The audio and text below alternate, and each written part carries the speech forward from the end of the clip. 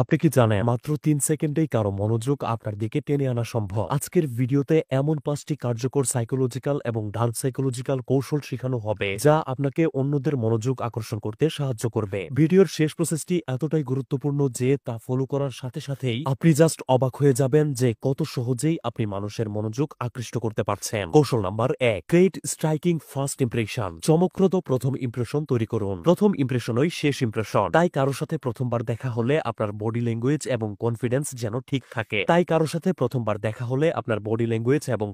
যেন ঠিক থাকে সেই বিষয়ে খেয়াল রাখবেন। এমন কোনো বডি ল্যাঙ্গুয়েজ দেখাবেন না যাতে করে সেই ব্যক্তির চোখে আপনার দাম নিমিষেই কমে যায়। যেমন প্যান্ট নাভির অনেকটা নিচে নেমে গেলে তা টেনে আবার উপরে তোলা, বেশি দ্রুত গতিতে কথা বলা, ছটফট করা, এগুলো আপনার ব্যক্তিত্ব কমিয়ে দেয়। সামনে দাঁড়িয়ে থাকা ব্যক্তিদের ব্রেন আপনাকে গুরুত্ব দেওয়ার পরিবর্তে ভ্যালুলেস ভাবা শুরু করে দেয়। একই সাথে আরো যে বিষয়গুলো খেয়াল রাখবেন সেগুলো হলো, অবশ্যই হাসি মুখে কথা বলুন এবং একটুর জন্য চোখ থেকে চোখ সরাবেন না। কারো সাথে দেখা হওয়ার সাথে সাথেই অবশ্যই হ্যান্ডশেক করুন এবং একটু দৃঢ়ভাবে হ্যান্ডশেক করুন। এগুলো প্রথম দেখায় সামনের ব্যক্তির কাছে আপনাকে আকর্ষণীয় হিসেবে প্রেজেন্ট করবে।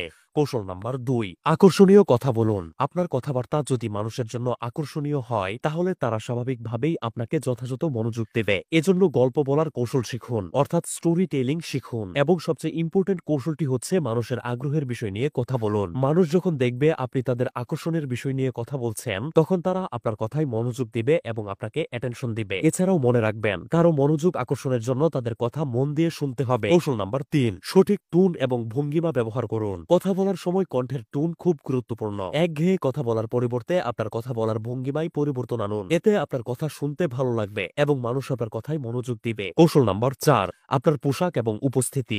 একটি গবেষণা বলছে মানুষের মনোযোগ আকর্ষণে আপনার পোশাক এবং ব্যক্তিত্ব খুবই গুরুত্বপূর্ণ। যখন আপনি কোথাও উপস্থিত হবেন তখন আপনার যদি পরিচ্ছন্ন পোশাক গায়ে থাকে এবং আপনি যদি পরিপাটি হন তাহলে মানুষ আপনাকে যথেষ্ট ভ্যালু দিবে এবং আপনার কথায় মনোযোগ দিবে। তাই সবসময় চেষ্টা করবেন ভালো পোশাক পরতে। ভালো পোশাক বলতে যে খুব দামি পোশাক পরতে হবে এমনটা নয়। এমন এমন পোশাক পরুন যা আপনার দেহের সাথে মানায়, যা পরলে আপনাকে সুন্দর লাগে। ব্যাস হয়ে গেল। একটা কথা সবসময় মনে রাখবেন, নিজের মনকে যদি খুশি রাখতে চান তাহলে পোশাক কেনার জন্য টাকা খরচ করুন। কৌশল number ৫, stay confident and positive. মানুষ সাধারণত সেই ব্যক্তির দিকে আকৃষ্ট হয়